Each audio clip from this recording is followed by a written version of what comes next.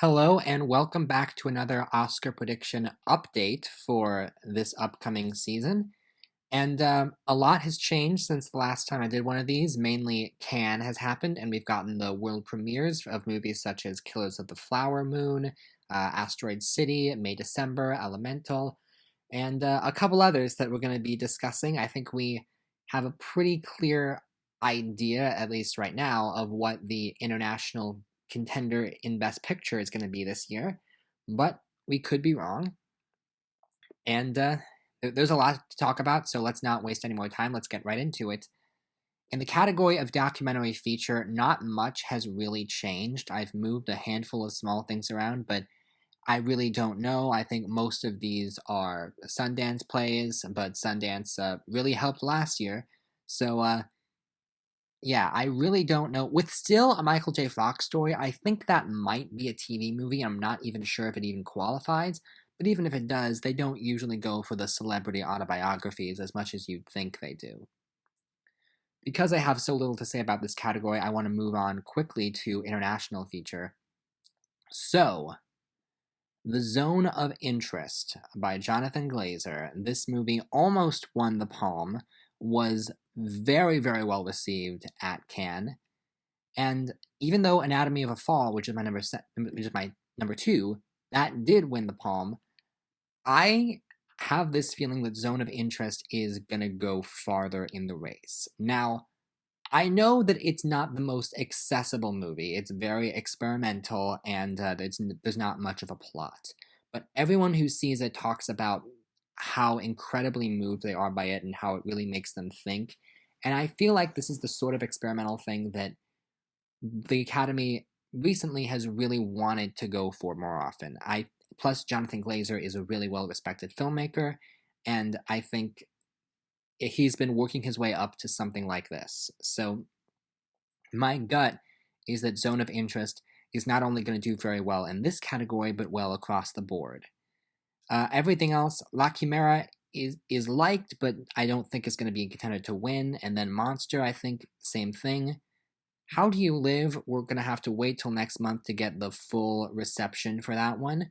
But still, fingers kind of crossed on how across the board that's going to be. But that does segue pretty nicely into Best Animated Feature. So, the big premiere this past month, Spider-Man Across the Spider-Verse. So I'm going to be completely honest.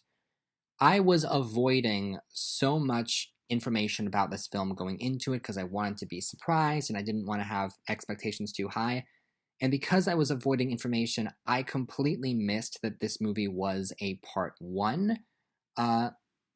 I mean, I heard years ago that they were going to do a part one and part two, but that hasn't really been advertised as much. So basically, I was pretty stunned by that to be continued, and I was not the only one. Every single person in that theater was pretty frustrated slash angry when that text came on camera.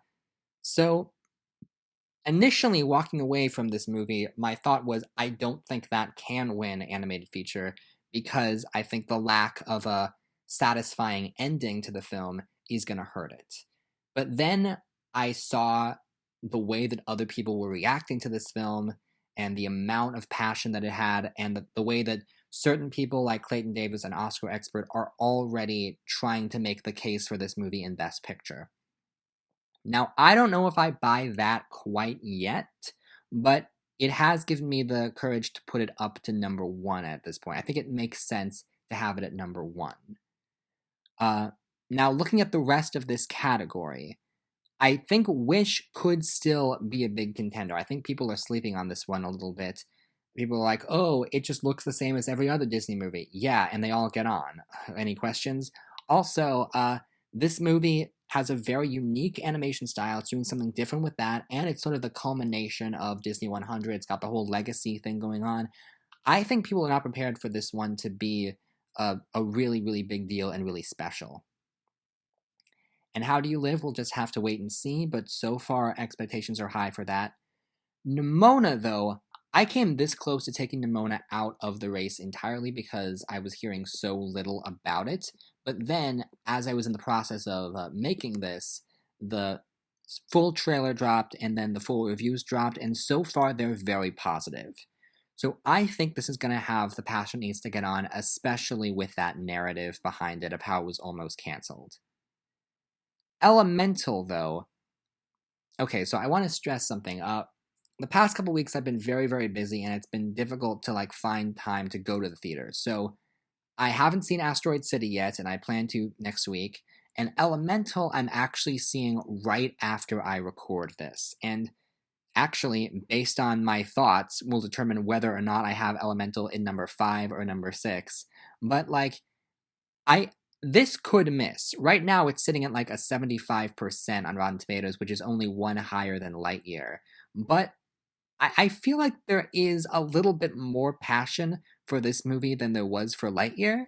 And like initially it had a good reception at Cannes, I think. I think people are just the marketing for the film has not been the best. And so I don't know. I'm rooting for it, mainly because I'm rooting for Thomas Newman, and if the movie is good, then there's a chance Thomas Newman could be recognized for it. But if well, based on what happens after I see the movie, I will decide to put Elemental either at 5 or number 6.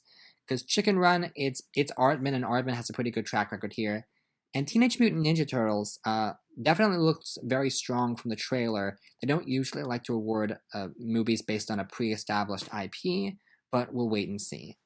And there's also Ruby Gillman, which we'll have to wait for reviews to come out before, but don't underestimate DreamWorks after The Last Wish. So in the category of Best Sound, I still have Dune winning here, and then Oppenheimer Color Purple. I haven't changed that much. Okay, Indiana Jones is one of the movies that premiered at Cannes, and reception was a little bit more lukewarm than I was expecting. So I am a little bit curious about how well this can do, but I wasn't really sure what else to put in that 5th slot. Like, maybe Maestro, but I don't know how well the music's going to be utilized there. And then Mission Impossible, John Wick, all possibilities. If Across the Spider-Verse is going to go far, which it might, then sound is a solid nomination to give it. But yeah, I really don't know what to say. Also, because Killers of the Flower Moon, this is the first time it's being mentioned, so I will say the movie had its premiere, and oddly enough, I don't think we learned a whole lot that we couldn't already infer. The movie is going to be nominated for Best Picture and probably a lot of Oscars. I still don't think it's going to win, but it's definitely going to have enough passion to give it a lot of nominations. And so I have it at number 4 for now in this category. Best Original Song. This is exciting because we're starting to learn the names of a lot more songs in a lot of films. We know that there's going to be a song called Barbie World for Barbie, which I think is going to be big. And then hopefully there's a song in Color Purple. I don't know if it's going to go as far as to actually win, but I have strong expectations for Color Purple overall. Now, I still have Flora and Son in the number 5 slot. And I know that this movie hasn't been getting a ton of buzz, but it's still John Carney, and I think none of the other ones really make sense. I know that Peaches has kind of gone viral, but it's still such a short song to me, and I kind of get the sense that this is a bit like Nobody Like You last year, of people just put it in their top 5 because they weren't sure what else to put, but I think it's just too short and simple to really go all the way, and it's kind of a joke song. Now, Across the Spider-Verse, I think, could get nominated for one of its songs.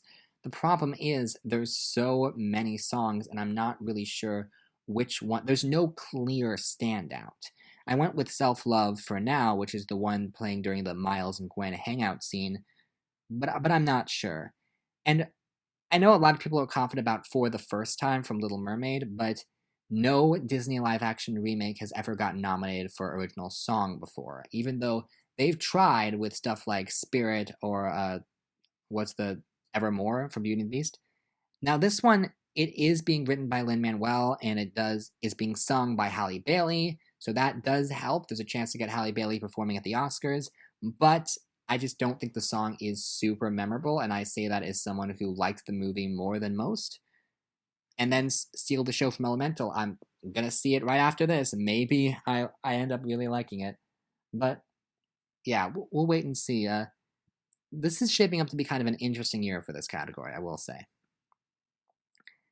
For Best Original Score, I haven't changed a whole lot. The top four are still the top four. I've added Poor Things because that is a very unique score coming from the trailer, and if we assume that that's the score heard in the movie, then it's certainly going to stand out. Although it is a composer who doesn't really have any other credits to his name, which is a bit concerning. Zone of Interest apparently uses its score in a really interesting, unique way, which might make it a contender, but I worry it might be a bit too subtle. I want to root for Carmen because I hear that that score is absolutely amazing and the best thing about the movie, but I worry the movie might be too small. And then I don't even know about Indiana Jones because I feel like are people really gonna give John Williams another nomination even though there's barely enough original music to even qualify? I don't know.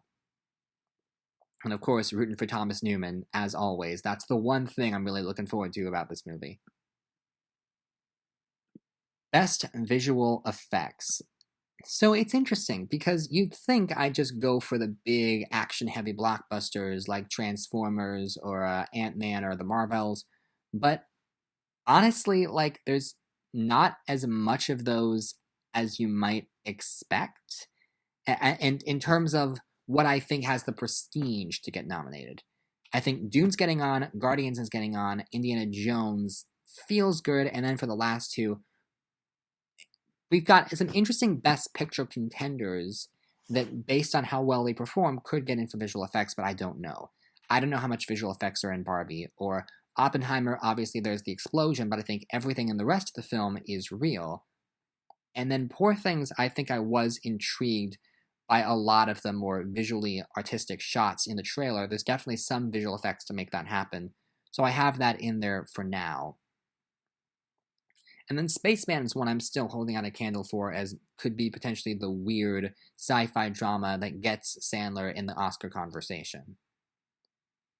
Yeah, I wouldn't completely rule out Little Mermaid, though. They do like the underwater effects, and I think the stuff they do for Halle Bailey's hair in particular when she's underwater is commendable. Now, for best makeup and hairstyling, not much has changed here. I think I just moved around Color Purple and Poor Things. Still think Maestro is going to win. Still think A Different Man's going to get nominated. I have seen some people really banging the drum for Guardians 3, I guess based on the sequence of that one planet when everyone has the animal heads. I think there might be enough practical makeup to make it a contender, but honestly, they so rarely go for Marvel outside of visual effects unless it's a movie that people really, really adore. And I don't know if they'd go for that if they like, oh, we nominated the first movie, that's enough. I have seen people make the case for it, but I don't know if I really buy it. Now, costume design, I think, yeah, we still have the same top five. There's really not much to say. I'm fairly confident that Barbie is winning, but I think Color Purple is a solid number two. And then Wonka feels like a classic lone costume design nominee. These are all things I've said in previous videos. I don't know how well Asteroid City or Killers of the Flower Moon is going to do, but I think these are all like solidly in the conversation. If I'm leaving anything out, let me know. But I don't think I am. Yeah, the whole middle part of the whole middle part of these videos, I'm just speed running through. Like we're on production design now. Let me get to that. Anything important? I Yeah, I don't think I've changed a whole lot here. I think that top five makes a lot of sense, even though Killers also makes sense. And then nothing below that top six makes sense. I feel like the final category is going to be some combination of the top six. It just has to be because they're all so big and baity. And Barbie, like, I recently watched the featurette about making that world, and it just screams best production design, the amount of work that they had to do. I am concerned, though. I do have this question of how much of the movie is actually going to take place in Barbie world and how much takes place in the real world, because that could skew the results. But even still, I think we've just seen so much of Barbie world and it looks so good that I think it kind of has to win in this category. Best cinematography. Okay, so we have gotten the trailer for Color Purple, and it's perhaps I think I was hyping it up in my mind as being a bit more visually spectacular. Maybe they're saving the best stuff for the movie, but it looks pretty good. And I still think there's a good chance that it could win this category, but I think there's definitely heavy competition from everything else, from Oppenheimer, from Dune, from Killers. Really great cinematography in the Killers of the Flower Moon trailer. And then maybe Zone of Interest, maybe Barbie. This is the part where I'm repeating myself. I do think there's some interesting stuff to talk about in film editing, though, because I decided to go with Dune Part 2, simply on the grounds that it's an action movie and there's going to be a lot more intense editing than some of the other contenders. Killers of the Flower Moon, potentially, but I think there's just enough complaints about the runtime that will hold it back from winning in this category. And then Oppenheimer and Color Purple, will have to wait to see how those are cut. I'm curious if Past Lives can do well, because if Past Lives can get in here, then that movie's definitely winning Best Picture. And I have seen more and more strength for that movie lately, which has me thinking that honestly it's not impossible, and honestly it could be a big contender across the board. But I don't know what other below-the-line categories it can contend in. Oh, one thing I do want to say before moving on, I seriously considered putting Across the Spider-Verse in that number 10 spot before coming to my senses. Uh, okay, here's the thing. If people are actually going to make the claim that Across the Spider-Verse should contend for Best Picture, then can we please bring along Best Film Editing? Because, like, this is one of those scenarios, kind of like with Coco for Best Production Design. If the movie wasn't animated, it would be winning the category, but because it is animated, somehow it doesn't count. And I get that editing an animated film is not the same as editing a live action film, because you don't have to scroll through hours of footage and choose the best takes, but you do have to figure out the right pacing, and you have to figure out the right order of the cuts and when to speed up and when to slow down and what, like, there is work involved, and the editing in Spider-Verse is so showy, and I don't know, just wanted to throw that out there. If it's gonna be a big contender, it should contend here too. Now, for Best Adapted Screenplay, so I don't believe I changed hardly anything here, because, like, I still Killed to the Flower Moon makes sense as a winner, but I think Barbie could also contend, and then everything else, it is everything else. I don't know how well Dune Part 2 is gonna do, because that movie's mostly action. And then Color Purple, uh, even if it does win Best Picture, it's gonna have a hard time getting nominated for screenplay, and the screenplay thing is the one thing that's really making me nervous about whether it can win picture. Uh, I don't really. I'm the only one that seems to have any sort of vested interest in Foe, maybe just because I think Garth Davis and Paul Mescal and Saoirse Ronan, they're all very big names, and I think it has the potential to do something big. That movie and Book of Clarence are the two that I'm really thinking could go far, but Book of Clarence I don't have in too many places. And then Across the Spider-Verse, Spaceman, all potential contenders here if the movie overall is going to do well. But I don't know. It's all a big question mark at this point. What I will say, it is rather frustrating that all of the big contenders are in adapted screenplay and none of them are in original screenplay. Original screenplay, this category is looking like slim pickings. Past Lives, it looks like Past Lives is already going to win the Oscar. Like, we can already pencil that in because there's just no competition. Air, I think, is going to get nominated, even if it's the only nomination that gets because of the story of where that screenplay came from. And then everything else, okay. May December is in an interesting position because that movie premiered at Cannes and it wasn't at all what people were expecting, but it wasn't bad either. It was just, it's a very comedic, like, overtly melodramatic film in a weird way that is not something the Academy voters usually go for. And I do think it has the potential to do well, but also has the potential to totally be a misfire. And so because I really don't know what that movie's gonna do. I think I just have it getting a one screenplay nomination and one acting nomination. And then Book of Clarence, this is still the only place that I have that getting nominated because the competition is so heavy everywhere else, but I do think that movie could potentially hit hard. Now, for Best Supporting Actor. Okay, so I need to address the whole situation with Killers of the Flower Moon because the book, from what I understand, is told from the perspective of Jesse Plemons' character, which initially led everyone to believe that Plemons was going to be lead, and then when we found out he wasn't lead, we thought it was at least going to be a very plentiful supporting role. And what we found out from people seeing the movie is that that's not the case at all. The story has been shifted seriously for the film adaptation, and Plemons is barely a factor in the film. Everyone who sees the movie is talking about the trilogy of DiCaprio, Lily Gladstone, and De Niro. And De Niro, people say this is one of his best performances in a long time. I don't know if he's actually going to win the Oscar, but I think a nomination certainly makes sense. So I have him here for now. Gosling, we'll wait to see next month if this is really an Oscar-winning performance. Judging by the marketing, it really feels like he's almost co-lead. It's going to be curious to see how that conversation shakes out. And then everything else.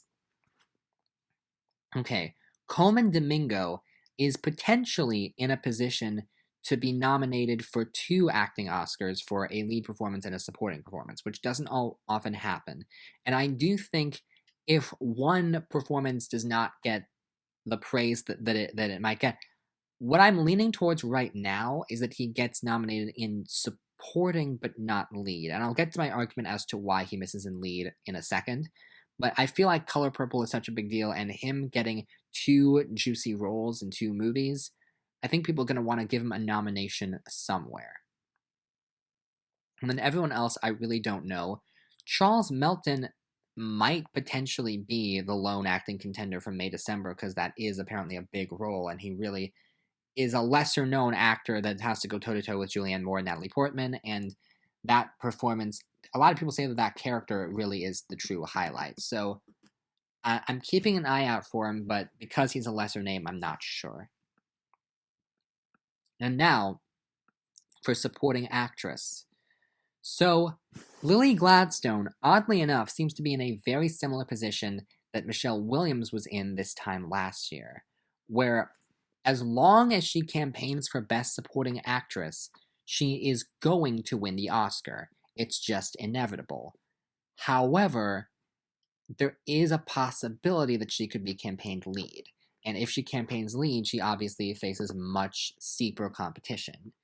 I still think the smart move would be to campaign her supporting, but apparently there is a case for it. And given the length of the film, I shouldn't rule it out completely.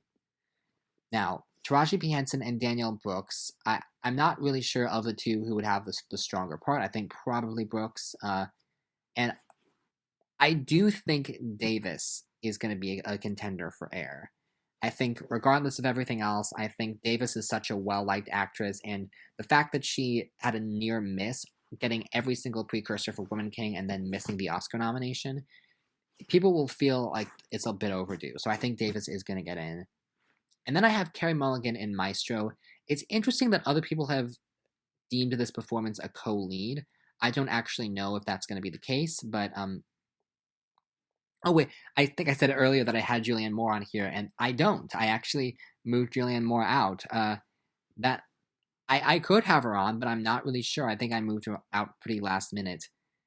Everything else, Lashana Lynch honestly might have a really interesting role. Also, getting a lot of press for The Woman King, and a pretty big actress right now, and playing the wife in the Bob Marley biopic. I hate to be that dismissive, but sometimes that's the way these roles are written. Just ask Emily Blunt, who is barely in the trailer for Oppenheimer, and like she's so overdue for an Oscar nomination. And I was really hoping that this would be the one, but I just don't think it's happening. Now for Best Actor in a Leading Role. Okay, this is interesting. I still have Cooper at number 1, but I don't know how well the movie's going to do overall. I think it's because I'm pretty confident Maestro is winning Best Makeup. I think that this movie could potentially be very similar to Darkest Hour, or even similar to Eyes of Tammy Faye, but I think Darkest Hour is the better comparison of this movie only exists so that this actor can win an Academy Award. That's the only reason this movie is made. And they're really going hard for it. You could argue it's trying too hard, but I'm just keep going back to the Gary Oldman comparison of, okay, drenched in makeup, playing a famous person, at getting a lot of big showy scenes, and they're considered overdue. I remember last year with Austin Butler, there was some discussion of, oh, is he trying too hard? Does he want it too much? But I think the difference is Austin Butler was such a newcomer, whereas Bradley Cooper has been nominated so many times before, and a lot of people believe was worthy for A Star is Born. Cooper is clearly overdue for an Oscar, and I think because the movie is most likely going to win makeup, it just makes sense to award him here, even if the movie doesn't get nominated for picture. Now, DiCaprio, I think, honestly, might be a contender. He's getting really great, strong reviews for this. And then Cillian Murphy could have a really juicy role in Oppenheimer as well. TU, I've heard some rumblings that he could go supporting, but I feel like that would be category fraud. And honestly, I think this movie is going to get so much love that they don't need to category fraud him to get him nominated. And then I decided to take out Domingo and put in Kingsley Benadir because I think Benadir is going to have the juicier. I don't know. I don't know how well Rustin is going to do overall. And Bob Marley, One Love, it's from the same person who directed King Richard. So I think big crowd pleaser, biopic. And Benadir is a well-liked actor. And I feel like Domingo, it just makes sense to award him for Color Purple because I think that movie is going to be more liked overall. But I wouldn't rule out Mescal, Sandler, Fassbender, or Stanfield. I'm really rooting for Sandler to get that Oscar vehicle, but I don't know if it's going to happen. It doesn't help that that's the only photo I have of him. Hopefully we get more interesting photos of some of these contenders. Now, for Best Actress in a Leading Role, I still have Fantasia Barrino winning. Because, obviously, very juicy part. Whoopi Goldberg almost won for the original, and I know that I'm Here is a show-stopping number to end all show-stopping numbers. I think Greta Lee's getting on. I think both Emma Stone and Margot Robbie are getting on. I think those are both big, showy, comedic parts, and I have Saoirse Ronan in the last spot. Now, what's really tricky is Sandra Huller, because from what I understand, that performance is really, really showy. And a lot of people are just like, oh, that definitely has to be a contender for Best Actress. And I have her number 6. I think she's going to contend throughout the season. But what worries me, this is a foreign language performance, and the Academy is really reluctant to award foreign language performances unless it's somebody who's well known in the United States, like Antonio Banderas or Penelope Cruz. Sometimes there are exceptions, like Isabelle Huppert was an exception, but she was also a very well-established actress. Even people over here knew who she was.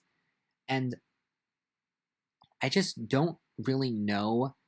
I think it's gonna be close. I believe people when they say the performance is really that good, but even just last year for All Quiet on the Western Front, that lead performance couldn't get on. And then the performances in Drive My Car, the performances in Parasite. Sometimes there's a Yu Jun-yun, but that movie was in Best Picture, and I don't know if Anatomy of a Fall is going to be in Best Picture, so I don't know. Now, some of you may notice that I have Halle Bailey in my number 10 slot, and I want to clarify, do I think this is actually going to happen? No, that's why she's 10 and not 5. But I honestly believe that this is a performance that deserves to be a part of the conversation. And a lot of that is the performance, but a lot of it is also the narrative. If you consider the amount of online chatter and quote-unquote controversy because of her casting, and the fact that she completely stole the movie. It feels weird to say she stole the movie when she's lead, but she is clearly the best part of the movie. Everyone who sees it is praising this performance. This is like a star-making role, and it is unfortunate that the movie is not making as much money as some of the other live-action Disney remakes, but I feel like okay, she's gonna get a Golden Globe nomination. She's probably gonna get some newcomer breakthrough nominations down the line. I feel like it's not out of the question if the race ends up being completely weaker than we think it's gonna be. I don't know. I just want her to show up somewhere because she is amazing. Worst movies and worst performances have been nominated for Oscars, and I kind of just want I just want to make all those racists upset. Like, she's great in the movie. I think it would be deserving. Now, only two categories left: Best Director, and this one is so incredibly tight. Uh, I feel so bad that I took out Greta Gerwig, but Blitz Bazawule, I think the movie's winning Best Picture, and I think he has the narrative of. Oh wait, I just realized I have to go see Elemental really soon. I didn't realize how late it was. Okay, I'll speed things up. Uh, Bazawule has that narrative, and Color Purple I think is going to be big. Villeneuve, of course he's going to get on because he was snubbed for the first one. Martin Scorsese is Martin Scorsese, and the movie's going to be big. Celine Song, if that movie's a top 2 contender for Best Picture, I don't see her missing. And then Jonathan Glazer, I think he just makes sense as a contender because it's the foreign language spot. And I think he's doing some really unique things, and he's been around for a while that it just makes too much sense to ignore. But that does mean I do have to ignore Greta Gerwig, Yorgos Lanthimos, Christopher Nolan, all of whom make really, really good cases for themselves and are doing really big, flashy things with their directing. Greta Gerwig in that photo looks like she's judging me for not putting her on the top 5. I'm so sorry, Greta Gerwig. Yeah, it's close. It's really close. But as of right now, I feel relatively confident about my top 5. Now, for Best Picture. So I still have Color Purple winning. But I think Past Lives is very, very close. It's driving me crazy that I haven't been able to see Past Lives yet because everyone's telling me how good it is, and it's not playing anywhere near me. The reason why I think Color Purple could be a contender, well, first of all, as I've said in the past, after Everything Everywhere, people are going to want to go with something a little bit more traditional, standard Oscar fare, which this is, but there is a narrative behind it.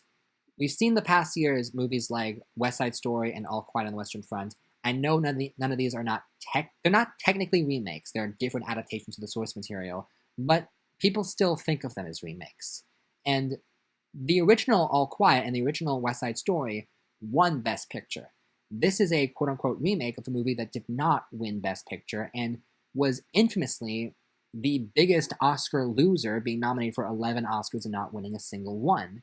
And I think it's sort of that narrative of, oh, you know, Judy Garland never won an Oscar, so if we give an Oscar to Renee Zellweger for playing Judy Garland, it'll make us feel better. Oh, Marilyn Monroe never got nominated for an Oscar, so let's give Oscar nominations to Michelle Williams and Ana de Armas because they played her. It's sort of like they think it's rewriting history, even though it's not, but the narrative is there. Plus, if Bazawule's direction is really that spectacular, then there's that narrative of giving a black person the first Best Director Oscar. So as of right now, I have it number 1, but I do think there's factors against it. Now, with everything else, I've added Zone of Interest in at number 9 because I think it makes sense as that foreign contender, as I've said before. And Maestro, I'm just not sure about, but if Bradley Cooper's performance is really that strong, if it carries the film along with it, we know he's winning. And yes, I have Across the Spider-Verse at number 15. People are making the case for this, and I've been hurt too many times. Last year, you guys tricked me into thinking that Pinocchio was going to happen, and fool me once, shame on you. Fool me twice, shame on me. I don't want to fall for this again, but I am seeing the passion. The passion is there. However, what I'm thinking, I think this is going to be in the conversation but miss. And then the third movie that's coming out next year, if they stick the landing, and if they finish this story in a compelling way, which I have no doubt that they will, then maybe they'll be like, all right, you made a really, really great animated trilogy. Here's your Best Picture nomination as a reward for the third one. Kind of like a Return of the King way, we're rewarding the entire trilogy. Now, I don't know for certain that's going to happen, but it feels like a more likely possibility to me than the second one being nominated. But I don't know. Maybe the passion really is that big. And I think enough people do feel bad about not recognizing the first movie in more categories. So, yeah, I do think it's possible. Okay, so by this time next month, we will have reviews for Barbie and Oppenheimer, and hopefully we'll have been able to see both of those. I'll also try my hardest to see Past Lives, so I think we're going to be in a really good place this time next month to get a better sense of how the race is shaping up. Hey, I'm popping in at the end just to give you an update. I now have seen Elemental, and honestly, this is one of those movies where I was very high on it as I was watching it, and then after the fact, when I let it sink in, I have, okay, I'm kind of seeing more of the problems with it. I really don't think this is a bad movie. I don't think this is anywhere near like the disaster that Lightyear was, but I do. Okay, in terms of can it get the nomination for animated feature, it's hard to say. Right now, I'm leaning towards yes because it has the Disney factory behind it, but it could very easily miss. And I feel pretty confident about having it at number 5 for now, but let's see how things play out. And I don't think Thomas Newman is going to get nominated for score. I don't think it's impossible, but like if Inside Out and Luca couldn't get nominated, I think this has very little of a chance. Okay, sorry for that, and now this is really the end of the video.